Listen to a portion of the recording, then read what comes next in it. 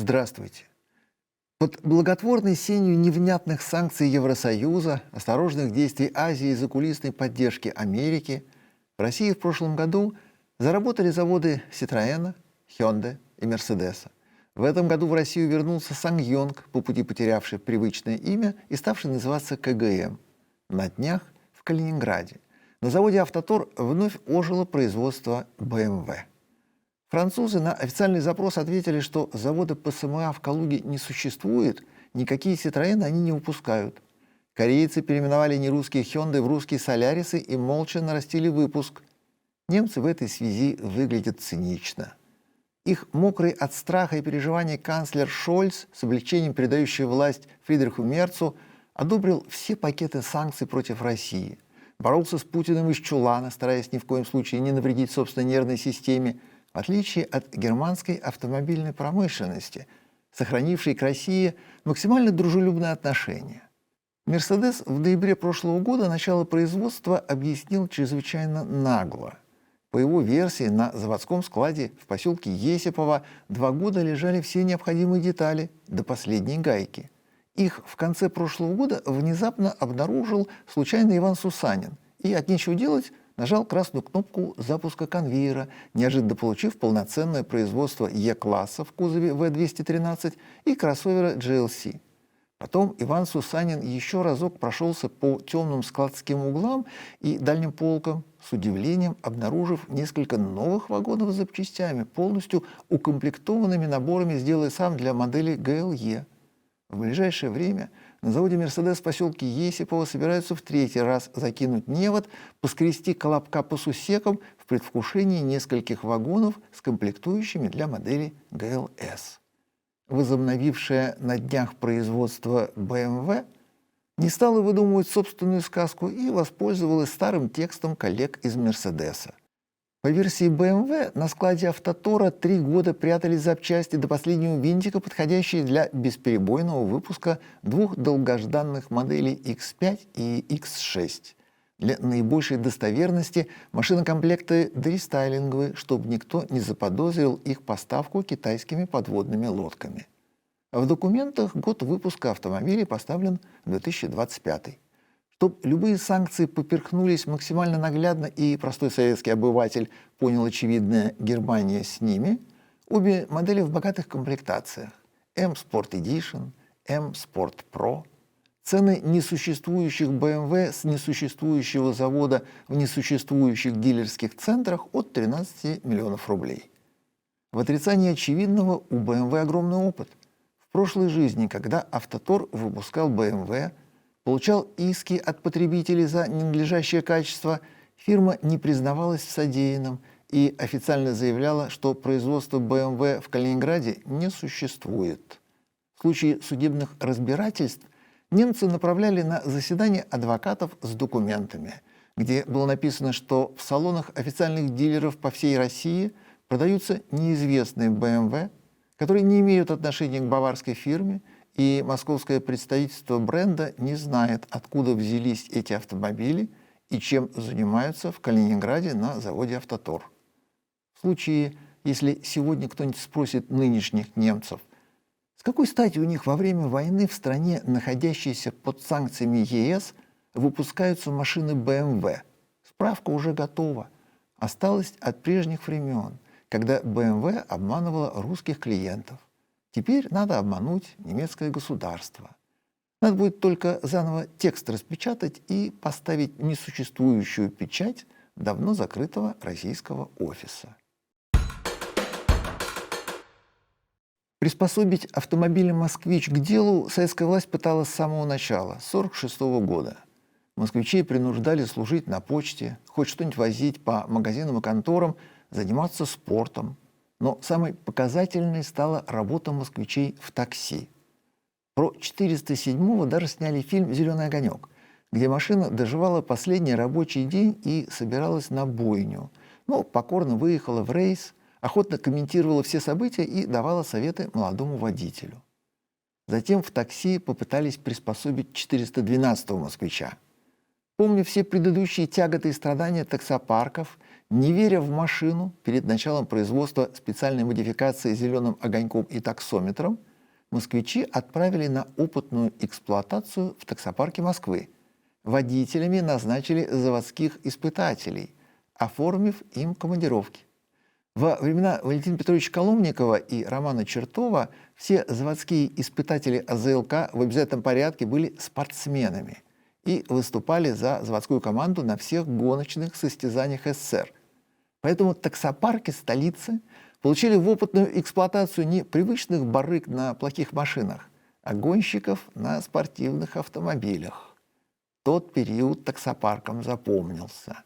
Гонщики везли план, сверхплана, благодарности клиентов и проблемы со столичной ГАИ. Милиционеры к такой лихости не привыкли. Гонщики на своих спортивных машинах, пусть даже с шашечками, от погони уходили на раз. Но москвичи работу в такси не выдерживали. Редкие попытки отправить очередную партию машин в такси всегда заканчивались полным провалом. Одноразовые москвичи ломались, не имея ресурса, жили в ремзоне, вместо плана приносили убытки. Работать на них никто не хотел. За руль в приказном порядке сажали самых плохих водителей, чем только усугубляли дело. Сейчас в России перепроизводство машин. Стоят на приколе непроданные «Лады», заставлены заводские территории китайских заводов в Калуге. Никому не нужны новые русские москвичи. На сегодня москвич – это китайский автомобиль третьего сорта фирмы «Джак». Он не пользуется спросом у себя дома, он плохо продается в России. Но завод «Москвич» во все времена визитная карточка столичной власти.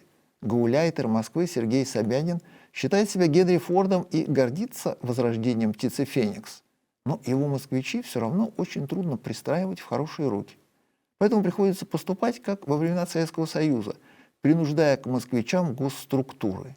Первыми москвичи получила столичная полиция и, что особенно цинично, ГАИ. Затем всякие прочие силовики. Потом врачи. Затем неизбежно настала очередь таксопарков, хотя они все частные, но тем не менее все они в руках Собянина и никуда не денутся. Принуждение к москвичам оформлено в виде патриотического требования применять только отечественное на федеральном уровне в виде законопроекта о локализации такси. Законопроект принят в первом чтении. Согласно документу, регионы, например, Москва, смогут самостоятельно выдумывать требования к уровню локализации автомобилей, используемых в такси. Председатель Госдумы Володин подчеркнул, что принятие закона позволит поддержать отечественный автопром, создать дополнительные условия для его развития и появления новых рабочих мест. Но таксисты от москвичей отказались. У них есть свой профсоюз, называется Национальный совет такси. Опираясь на статистику, профсоюз сообщил, что 2/3 автопарков сейчас не готовы закупать машины отечественного производства, потому что российский автопром не может обеспечить рынок надежным транспортом с гарантированным пробегом до капремонта не менее 300 тысяч километров. Профсоюз отважно заявляет Володину, что машины в такси работают круглосуточно и не должны ломаться. Но китайские москвичи фирмы «Джак» имеют гарантию лишь на 100 тысяч километров, после чего умирают. Помимо этого, обычная эксплуатация в руках обывателя выявила неспособность дилерской сети обслуживать москвичей, поскольку к ним нет запчастей, технологических карт, инструмента и нет мастеров, умеющих чинить китайцев. До контратаки на москвичи профсоюз таксистов точно так же обосновал свои претензии к «Ладам». Гендиректор таксопарка «Next» Евгений Ромалаев на примере «Лады Весты» подвел финансовый итог. Средний расход на обслуживание одного автомобиля составляет 33 950 рублей в месяц, без учета ОСАГО и лизинговых платежей. Это беспрецедентно много для нового автомобиля, который не должен требовать таких затрат на обслуживание. Простой этих машин составлял в среднем 30%, плюс стоимость запчастей на порядок выше, чем на корейские автомобили. Совокупные затраты на 100 машин составили более 40 миллионов рублей за 3 года. Это убыток таксопарка, потому что первые 3 года большая часть всех доходов с автомобиля идет на оплату лизинга. Кстати, сам Володин ездит на немецко-китайском отечественном автомобиле «Аурус Сенат», пробег до капремонта которого составляет 50 тысяч километров, после чего двигатель либо идет под замену, либо под переборку. о чем Володин не знает. Поддерживая закон об отечественных автомобилях, Володин сказал: надо помогать своим российским производителям и сделать все, чтобы автомобилестроение в нашей стране стало успешной, конкурентной отраслью промышленности. Слова в России привычно расходятся с делом. Поэтому автомобили в стране одноразовые. Любая помощь государства приводит к одним и тем же результатам, когда даже личная машина председателя Госдумы – одноразовая китайская подделка. Генри Форд был антисемитом, пособником германского фашизма, спонсором Гитлера. Но на репутации автомобилей Форд это никак не сказалось. Их покупала вся земля. Илон Маск оказался мстительным негодяем, и это очень сильно сказалось на репутации фирмы Tesla. Его электрички перестали покупать, вслед за снижением спроса сократилась капитализация, владельцы Тесел начали оправдываться, пытаясь откреститься от Маска и выглядеть максимально непричастными. Их первый шаг – наклейки на машины, что они куплены до того, как Маск сошел с ума. Следующий шаг, более циничный – удаление логотипа Теслы и его замена на всякие нейтральные бренды. Помимо декларированной непричастности и попыток сказать всем, что Тесла неплохая, а плохой только Илон Маск, в Америке нашлись более решительные рецензенты, полагающие, что мы говорим Маск, подразумеваем Тесла, говорим Тесла, подразумеваем Маск, поэтому они в одинаковой степени плохие, и их полагается сжечь. Маска пока не трогают, салоны Теслы по Америке уже начали полыхать, что вызвало приступ радикального бешенства Трампа, объявившего, что любые другие поджоги страны – это лишь пожары, а поджоги салонов Тесла – это терроризм. Тем самым Трамп применил любимую сталинскую статью 10 УК Российской Федерации 22 года об аналогии, когда наказывают не за деяния, а за выгодную для власти трактовку. На сегодня из-за политической инфантильности и злобного характера Илона Маска компания Tesla из флагмана прогресса превратилась в позор Америки, и самый богатый землянин потихоньку начал беднеть. На помощь потускневшему Илону Маску пришел главный затейник Белого дома Дональд Трамп и, используя служебное положение в корыстных целях, превышая должностные полномочия и стандарты этического поведения, установленные для сотрудников исполнительной власти в США, выступил рекламным шутом на лужайке, уговаривая нацию покупать Теслы. Трамп созвал прессу, поставил рядом Маска, его очередного ребенка с пин-кодом вместо имени, пару электромобилей тонущего бренда и приступил к рекламной акции с прайс-листом в руках. Текст ему выдали корявый, что не изменило сути. Это официальное заявление Белого дома. Тесла – это действительно выдающиеся автомобили, которые удостоены престижных наград. Они произведены в Америке и стоит их попробовать, если они вам приглянутся. После чего на открытом партсобрании случился обмен хвалебными одами в брежневском духе. Изумляя Америку и пугая отдельно взятую Россию, не до конца забывшую свою недавнюю историю, Трамп сообщил: Маск уже нашел растраты мошенничества на $500 миллиардов. Мы должны отдать должное человеку, у которого хватило смелости взяться за такое дело. Он мог бы просто сказать, что не станет вмешиваться, не будет ничего делать, пусть страна катится в пропасть, но он не захотел так поступать. В ответном слове партийный активист Илон Маск отметил личный вклад товарища Брежнева в деле борьбы за мир во всем мире, его высочайшие надои и выплавку стали, и взял на себя повышенные социалистические обязательства, пообещав перевыполнить план пятилетки. Дословно Илон Маск заявил: в результате великой политики президента Трампа и его администрации, а также в качестве акта веры в Америку, Тесла удвоит производство автомобилей в Соединенных Штатах в течение следующих 2 лет. Мы в таком же бреду жили десятилетиями, но пришли к этому в результате диктатуры, ГУЛАГа, работы КГБ. Америка к культу личности и диктатуре пришла в результате демократических выборов. Что дальше? Обязательно подписка на Теслы, как на облигации госзайма? Маск – герой соцтруда, Трамп – маршал и 5 раз герой Советского Союза? Памятники на родине героев и день рождения, красный день календаря, национальный праздник и дополнительный выходной? Россия к такому привыкла. У нас всегда так. Америка с комсомольским значком выглядит непривычно и пугающе. Смотреть по телевизору картинку сытой Германии интересно даже немцам. Из новостей про свою страну они узнают, что у них переизбыток колбасы, и Германия пытается приручить Африку к сарделькам, которые немцы не доедают. Посмотрев колбасу по телевизору, немцы ложатся спать на голодный желудок, поскольку не все в Германии едят досыта.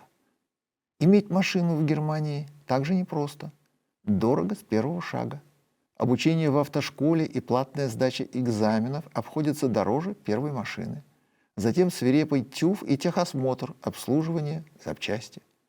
Сглаживая разницу между красивой картинкой в телевизоре и сложностями повседневной жизни, немцы пытаются изобрести способы сэкономить и предлагают обслуживать автомобили самостоятельно. Для Германии это очень свежая идея – вместо сервиса чинить машину во дворе, для чего создаются магазины запчастей с техподдержкой по телефону, где мастер расскажет и научит, поможет и подбодрит. В России только молодежь и сытые горожане двух столиц попытались отвыкнуть от самостоятельного ремонта. Это была попытка вырастить то самое поколение профессиональных потребителей, о котором мечтал друг Путина, министр образования Фурсенко. Его идея заключалась в том, чтобы люди жили с ощущением, что им все должны, все вокруг обязаны их ублажать. В ответ они ничего никому не должны, поскольку сами бесценные. Вот эту породу людей страна должна была создать условия для платных услуг, где все сделают за тебя. Многие пытаются так жить до сих пор, надеясь, что мир устроен ради них и обязан уметь и делать все, что будет заказано. Германия к этой модели пришла, конечно, гораздо раньше, но только теперь на примере собственной несостоятельности начинает понимать, что путь не идеален, и надо иногда не ждать услугу, а шевелиться самим. Но одно дело автомобиль 70-х, где все понятно, и другое дело осваивать ремонт на современных машинах, где даже колесо снимается при помощи специнструмента. Но развернутая система доставки запчастей и подсказок выглядит перспективно, поскольку у немцев заканчиваются деньги и приходится осваивать навык бытового героизма. Прежний сценарий поменять лампочку, забить гвоздь, вынести мусор уже недостаточен. Теперь требуется включить в орбиту бытовых подвигов техническое обслуживание автомобиля. Но если в России ремонт машины своими силами привычно означает переборку двигателя на коленке, замену сцепления на обочине, новые колодки по кругу перед сном, то Германия нащупывает идею с опаской. В список рекомендованного ремонта своими силами включено 5 отважных манипуляций, вполне доступных руками и разуму усредненных немцев при подсказках и техподдержке по телефону. Сезонная замена колес. Опытный мастер по телефону расскажет, как выглядит домкрат. Порекомендует купить в ближайшем хозяйственном беспроводной ударный гайковерт или динамометрический ключ. И пока придавленный упавшей машиной обыватель попробует вызвать скорую помощь, объяснит, что уж точно в следующий раз удастся сэкономить. Замена воздушного фильтра, совместный поиск и опознавание фильтра по подсказкам. Фирма доставит курьерам необходимый фильтр, мастер расскажет, что это такое и куда тыкать. Зато самостоятельное выполнение работ сэкономит немцу 100 евро, что оправдывает проткнутую отверткой руку. Замена дворников. Сначала лекция, затем практическое занятие по установке поводков в сервисное положение, поскольку не каждая современная машина позволяет выковыривать дворники, ничего не сломав. Зато подвиг нагляден и создает ощущение бытового героизма на весь двор, вызывая зависть соседей. Надеюсь, что самый рафинированный немецкий обыватель не чужд отваги, в списке самостоятельных упражнений по техобслуживанию фигурирует замена масла.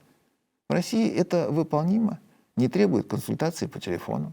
Германия тоже надеется справиться, а основной акцент делает не на процесс, на экологические последствия и предупреждает, что утилизировать отработку надлежит правильно и приводит формулу. Одна капля масла не только убивает лошадь, но и загрязняет до 1000 литров питьевой воды.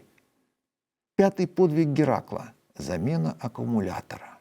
Его предстоит найти, разобрав полмашины, купив в магазине запчастей оборудование для полноценной техстанции, купить аккумулятор, Затем по подсказкам мастера прописать его в системе, что выглядит как хакерский взлом, поскольку фирменную тайну кодирования нового аккумулятора просто так получить не удастся. Для тех, кто взялся, но не смог, запаниковал при первых признаках форс-мажора, сдался и не справился, для них, кроме консультации по телефону, есть станции техобслуживания и эвакуатор.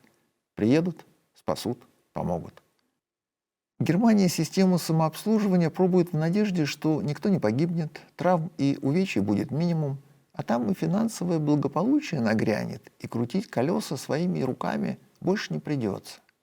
В России, где большая часть страны все делает сама, от самогона до автомобиля, свежая немецкая идея самостоятельного обслуживания автомобиля выглядит иллюстрацией к высказыванию писателя Николая Полевого из рассказов русского солдата 1834 года.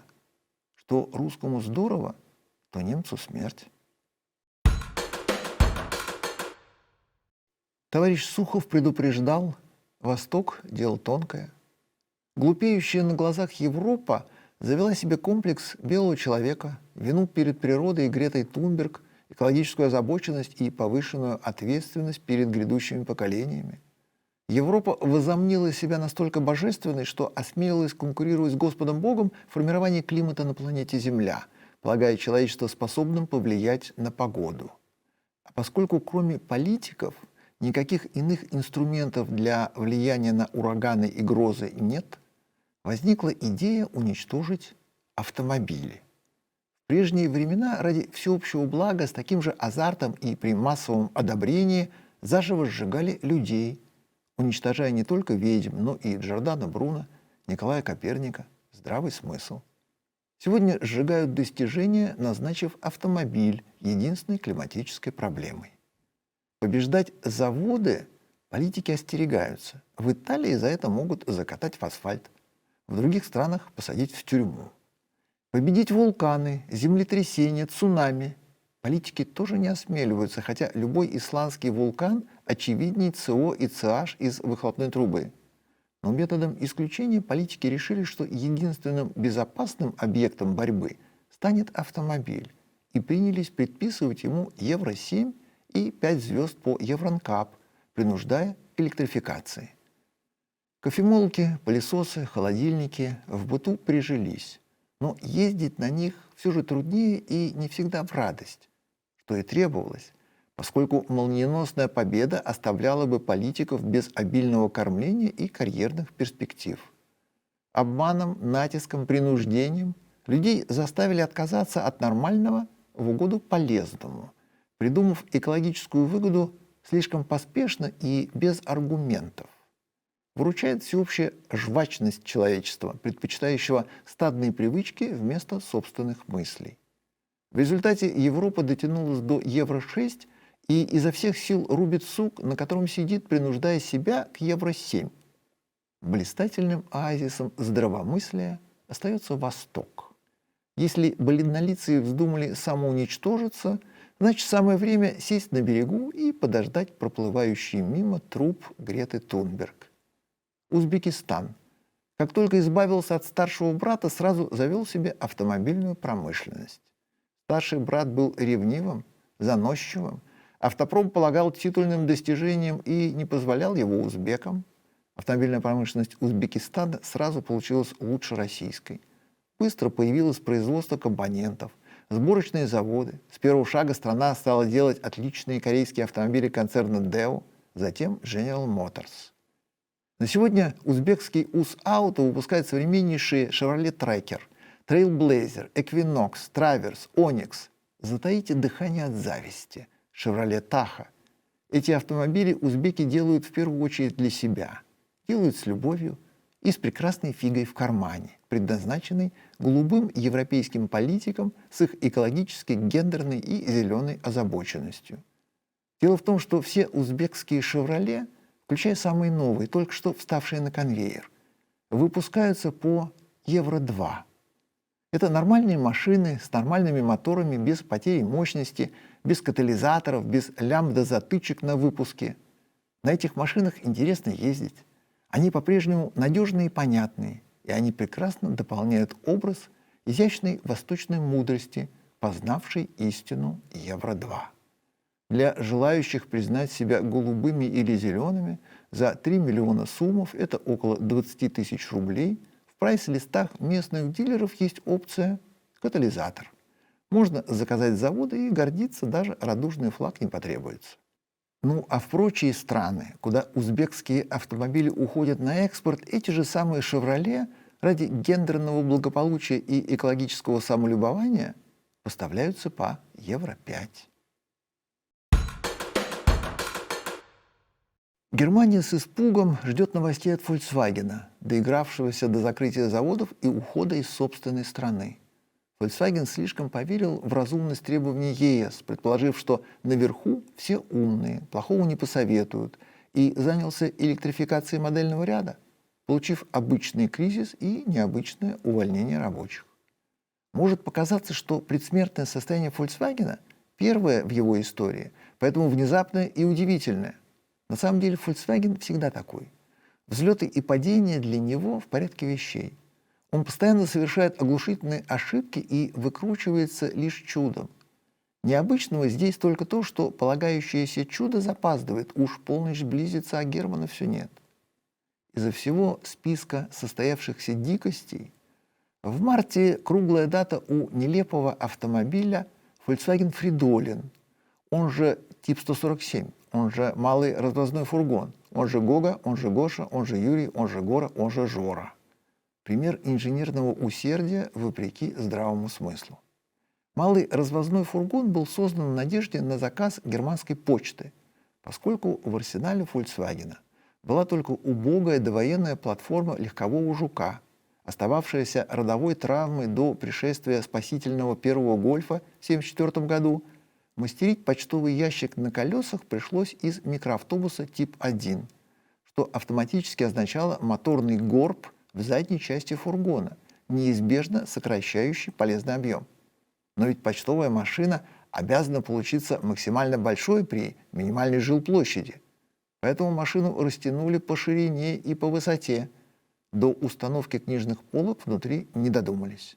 Зато, выигрывая каждый сантиметр, смогли получить грузовое пространство площадью 1,86 квадратных метра, 2,3 кубического метра погрузочного объема и грузоподъемность 410 килограмм. И ведь все эти ухищрения были абсолютно бессмысленными, поскольку в производстве фирмы был максимально подходящий для почты серийный фургон тип 1, он же транспортер первого поколения. Достаточно покрасить в желтый цвет, и почтовая машина готова. Но эта простая мысль никому в голову не пришла. Продолжая создавать ненужную машину, инженеры Volkswagen для удобства почтового водителя придумали две нелепые сдвижные двери и откидную щель сзади. Работоспособной у инженеров планировалась только одна дверь из трех, правая передняя. Но чтобы ей было максимально трудно пользоваться и проникать в фургон через пень-колоду, вход перегородили правым передним сиденьем, закрыв путь внутрь. А других вариантов инженеры не предусмотрели. Поскольку машина нестандартного размера и шире сварочных кондукторов основного конвейера, ее производство разместили на фирме «Карман», привыкшей исправлять провалы Volkswagen. Но самая грандиозная ошибка в конструкции машины – капотная компоновка. Платформа автомобиля заднемоторная. Двигатель занимает полезный объем сзади, съедая жизненное пространство. Каждый сантиметр площади на счету. Полезная площадь ограничена. Кубатура должна быть максимальной. Но инженерам вздумалось поиграть в дизайн. И в порыве профессионального упрямства сделать не то, что требовалось, а что вздумалось. И они отняли у кузова полметра капотного пространства. Ради чего? Что под капотом? То же, что и у «Жука». Запасное колесо, бензобак и пустота. И ведь совет директоров эту конструкцию утвердил, и все умные владельцы бизнеса и прозорливые стратеги индустрии одобрили постановку машины в производство. После немецких почтальонов это чудо с трудом удалось пристроить в почту Швейцарии, а также в почту Лихтенштейна и немножечко в Люфтгансу. Но проект ожидаемо провалился. Нелепая машинка с мертвым мотором в 34 лошадиные силы, неудобным кузовом, не подходящая для работы на почте, уничтожила часть бюджета, устроив привычный для Volkswagen кризис, выкрутиться из которого удалось с трудом. За 9 лет с 1965 по 1974 год было выпущено всего 6123 экземпляра. В эти дни провалившейся модели Volkswagen Тип 147 по имени Фридолин исполнилось 60 лет. Приветствуем вас в автомобильном музее Вильнюс. Все наши рассказы были в экспозиционном зале, где рассказывали о разных автомобилях, о разных судьбах этих автомобилей, о истории, о дизайне. Но я сегодня хотел бы вам рассказать о автомобилях, но с другой стороны. Наверное, к этому рассказу первой такой мысль была, когда в одной из выставок Essen ходил, рассматривал автомобили и подошел к модельной такой экспозиции, где модели продавались. И начал рассматривать разных автомобилей, классических автомобилей моделей. Подошел такой очень уважаемый такой коллекционер, старичок. И просматривая, просматриваю эти автомобили, там тогда я помню, что смотрел 225 Audi, фронт, очень красивую модель. Смотря на эту модель, он подошел так ко мне и спрашивает, а какого масштаба вы собираете автомобили? Так знаете, этот ответ был очень интересный в том, что, знаете, мы говорим, чаще всего собираем модели, которые 1 к 1, но тогда он улыбнулся и сказал, у вас большие проблемы. Моя коллекция помещается в несколько комнат. И знаете, если вы собираете 1 к 1, это значит, уже надо большие помещения, склады, и где держать такую коллекцию. Но сегодня я хочу рассказать о коллекционировании еще не только о моделях. Да? Модели мы сегодня не будем затрагивать. Это отдельная тема, наверное. А будем рассказывать о нумизматике. Вы тоже можете коллекционировать тему как автомобили, но это все у вас может помещаться или в комнате, или в шкафу, или даже на столе. Вы можете несколько альбомов положить, и это будет вся ваша коллекция. И очень расширенно может рассказывать о автомобилях разных времен и разных странах, что производились.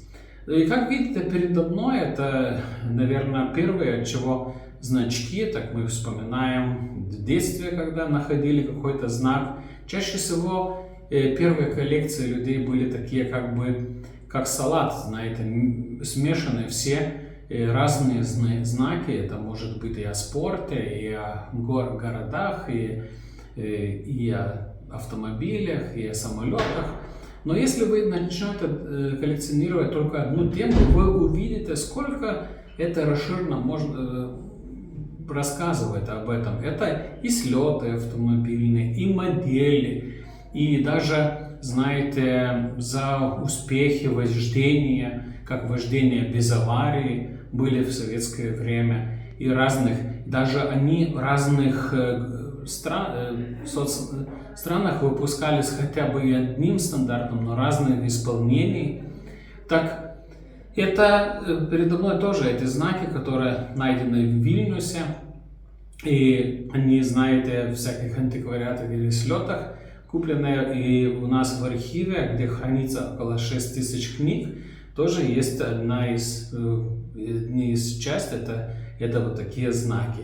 Дальше, если смотрим, можем по нумизматике найти и всякие медали или деньги, выпущенные в разных странах, где тоже вы можете увидеть автомобили. Это как и производители, и как какие-нибудь даты, которые подчеркивают очень важные для производства какие-то даты, да, и о самих моделях, где очень известные автомобили из известных производителей. Но, наверное, подходя к другой теме, так это марки. И так это почтовые марки. Наверное, все коллекционирования начали с почтовых марк. Если вы не могли так себе пойти в почту и купить негашенные марки, так значит, всегда пробовали оторвать от конверта, положить в воду и когда она отпускается, тогда вот такие высохшие, и так первые коллекции у всех начинались. И многих из знакомых коллекционеров, если спрашивают, а с чего начало твое, такое, как мы говорим, болезнь, так чаще всего говорит о марках, почтовых марках. Но и удивительно, если другие темы почтовых марок, это очень в любых странах что-то чем-то похоже, так в автомобильных, в марке автомобильной, чаще всего вы увидите этих стран, которых вы, может, даже не знаете. Вы увидите марку, прочитаете эту страну, тогда пойдете к глобусу и попробуйте ее найти в глобусе, где такая страна находится. Это удивительные даже острова и всякие страны, где эти модели, ни Harley Davidson мотоциклов, ни Ferrari, ни Maserati, ни Lamborghini, чаще всего, наверное, в этой стране даже не было. Но интересно то, что эти страны пробуют выпускать очень яркие, очень впечатлительные эти почтовые марки, чтобы они были очень красивые и вы бы хотели их купить. Если бы они выпустили свою, деньги своей страны, вам это, наверное, не было бы так интересно. Но если вы коллекционируете марки, и они очень яркие, с автомобилем, и ваша тема автомобильная, так знаете, это возможность этой страны печатальный знак поменять на эту валюту, где этой стране нужна. Так вы удивитесь, когда мы начнем вам показывать и показываем эти страны, которые совсем, знаете, Сомали, там других стран, Афганистан, любые эти страны, где, и знаете, они даже печатают эти автомобили, которые, как говорил, их ни как в Афганистане ни король не разъезжал, ни они в этой стране были. Так, как видите, такая коллекция, если вам очень нравятся автомобили, вы можете не обязательно покупать старинный автомобиль, не обязательно начать с механиком говорить, и как его починить, и начать реставрацию. Вы можете даже решиться на такие коллекции, которые не займет ваш гараж, которые не займет очень много места и тоже даст хорошие эмоции для вас. Это вы, что вам сегодня рассказали, можете увидеть в автомобильном музее Вильнюс. Вопросы и ответы. Иван Трохин. Какой узколобый пользователь смартфона на колесах утверждает, что нет электричества плохого качества? Электричество бывает ужасного качества. Постоянка нестабильная по напряжению, переменка нестабильная по частоте, несоответствие мощности вашей розетки и расхода тока в вашей машине. Зарядить смартфон и автомобиль от розетки не одно и то же. Вспомните хотя бы советские времена, когда пилорамы, дробилки и прочую технику в доме приходилось делать из трехфазного мотора и подключать к одной фазе через пусковые конденсаторы, и то двигатели работали не на всю мощность, а ток потребляли огромный. Поголовная электрификация Земли просто поставит в тупик систему энергообеспечения, потому как все это не рассчитано на такую нагрузку, и вам тупо не хватит напряжения в розетке, а мы поедем на заправку за бензином. Пошушара. Поржал, подавившись баранкой и чаем. Электричество не бывает плохого качества? Ха-ха, мужик, тебя ждут открытия в жизни. Регулярно из-за плохого входящего напряжения горит немеренное количество техники. И даже современная, оснащенная контролем входящего питания, фильтрами и прочей лабудой, пылает аки пионерский костер. Знаете, какая проблема ожидает электромобили в будущем? Блуждающие токи, которые будут уничтожать все на своем пути. Вы даже не представляете себе объем проблем от постоянного тока, который уничтожает все в округе. Камелот Продакшн. В Украине ДТП по причине неисправности транспорта 0,3%. Натуральное выражение – это 6-7 ДТП в год. На отмену техосмотров статистика никак не среагировала. ДТП по причине превышения скорости стабильно 3%. А вот теперь о влиянии государства. При попытках уменьшить аварийность количество ДТП всегда увеличивалось. Рекордом стала установка камер автоматического контроля скорости, что привело к росту ДТП в пике на 24%. Теперь о гаишниках. Ющенко их разогнал, и 8 месяцев никого на дорогах не было. Но статистика велась только по страховым случаям, остальных не было. Второй период отсутствия полицаев был после второго Майдана, который длился больше 2 лет. Статистика ДТП на такие катастрофы тоже никак не отреагировала. Можно смело сказать, что эффективность надзирателей, кроме штрафов, равна нулю. На сегодня все. До свидания.